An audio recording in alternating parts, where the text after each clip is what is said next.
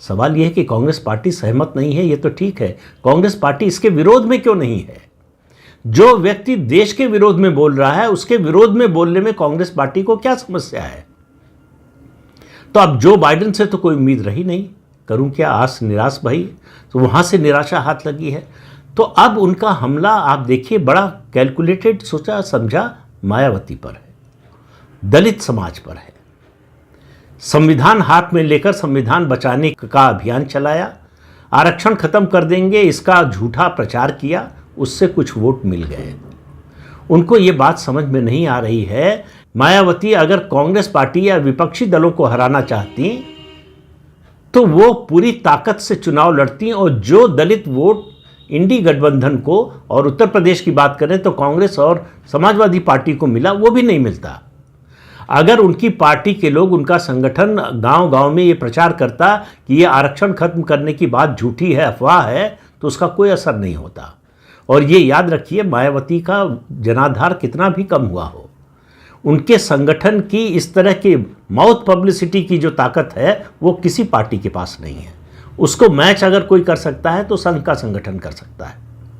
संघ के जो विभिन्न अनुषांगिक संगठन हैं वो कर सकते हैं, वो भी जब पूरी तरह से ज़मीन पर उतरे। यहाँ तो केवल मायावती को आदेश देने की ज़रूरत है, तो ये संदेश नीचे तक पहुँच जाएगा।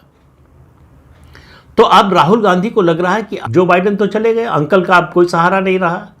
जॉर्ज सोरोस अंकल जो है उनका डिब्बा गोल हो गया, हिंडनबर्ग बंद हो गया। तो इस तरह की जितनी संस्थाएं थीं और यूरोप से मदद मांग रहे थे, यूरोप खुद संकट में है। अपने को बचाए कि राहुल गांधी को बचाए? तो अब उनको लग रहा है कि उनके प्रधानमंत्री बनने के रास्ते में कोई सबसे बड़ी बाधा है तो वो मायावती है। तो उनका हमला अब मायावती पर हो रहा है कि अगर वो विपक्ष के साथ आ गई होती तो विपक्ष की सरकार बन जाती, बीजेपी की सरकार चली जाती। उनको ये समझ में नहीं आ रहा है कि कांग्रेस पार्टी मायावती की पार्टी यानी बहुजन समाज पार्टी के साथ गठबंधन करके एक बार चुनाव लड़ चुकी है 1996 में, जब नरसिम्हा राव देश के प्रधानमंत्री थे। और वो दिन और आज का दिन उत्तर प्रदेश में कांग्रेस पार्टी कभी खड़ी नहीं हो पाई। उस दिन और उससे पहले से शुरू हो गया था सिलसिला, दलित वोट जो बहुजन समाज पार्टी के पास गया, या कहें कि कांग्रेस से हटा, वो लौटकर कांग्रेस के पास नहीं गया उत्तर प्रदेश में।